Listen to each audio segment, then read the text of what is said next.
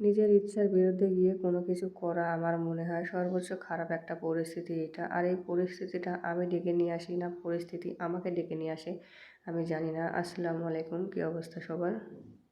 জোর করে অনেক কিছু মোটামুটি করা যায়, কম বেশি করা যায়, কিন্তু খাওয়া কাজটা একেবারেই করা যায় না। কিন্তু খাইতে না পারলে কি হবে, রান্না তো আর না করে বসে থাকা যায় না, রান্না তো করতেই হবে। আজকে আপনাদের ভাইয়া বাজার থেকে আস্ত একটা কলিজা নিয়ে আসছে খাসির। এই কলিজাটার ওজন ছিল বেশ অনেকটা, হাফ কেজির ওপরে ছিল কলিজাটা।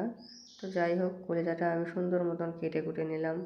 আমি অতটা পারফেক্টভাবে এটা কাটতে পারি না, কিন্তু যতটুকু করলে রান্না করা যায় ঠিক ততটুকু করে নিয়েছি। সুন্দর মতন কেটে ধুয়ে পরিষ্কার করে নিয়েছি। মাংস যেমন একেবারে অনেকটা রান্না করলে জাল করে করে খেতে ভালো লাগে, কলিজা জিনিসটা ঠিক তেমনটা না। একবার রান্না করলে বারবার জাল করলে এই জিনিসটা একেবারেই শক্ত হয়ে যায়, আর খাইতে তো একেবারেই আমার কাছে ভালো লাগে না। যে কারণে আমি অর্ধেকটা রান্না করছি আর বাকি অর্ধেকটা ফ্রিজে রেখে দেবো। কলিজাটা আমি ভুনা ভুনা টাইপের রান্না করব, যেই কারণে আমি বেশ অনেকটা পরিমাণে পেঁয়াজ কেটে নিয়েছি। ভুনা করবো আর পেঁয়াজ দেবো না, তাই কি হয় বলেন?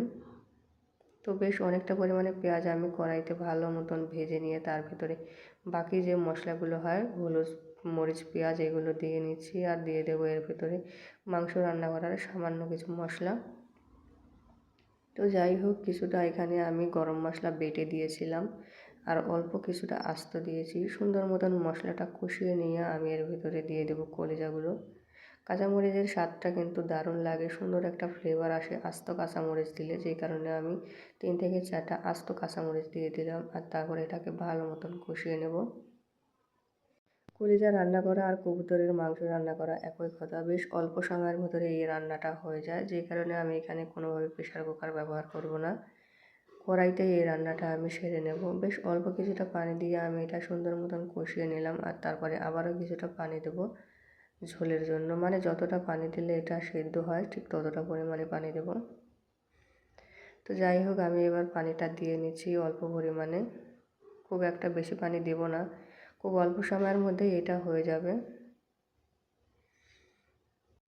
যাই হোক, দেখতে দেখতে কলিজাটা আমার হয়ে গেছে, পানিটা শুকিয়ে আসছে।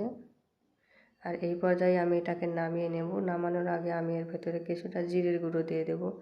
মাংস রান্না করলে আমি ওইভাবে রেডিমেড মশলাটা ব্যবহার করি না, ওই মশলার স্বাদটা আমার কাছে ভালো লাগে না। আমি যদি দিয়ে থাকি তাহলে জিরের গুঁড়ো দিই, নইলে না দিই।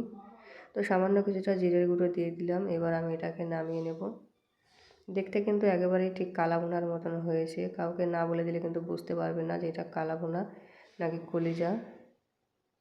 ভাত বা রুটি সব কিছুর সাথেই কিন্তু এটা যাবে। আর খাইতে যে এটা এতটা মজা সে কথাটা কি আর বলবো। অবশ্যই কেমন হয়েছে অবশ্যই জানাবেন রেসিপিটা। তো আজকের মতন এই পর্যন্ত, সবাই ভালো থাকবেন। আল্লাহ হাফেজ।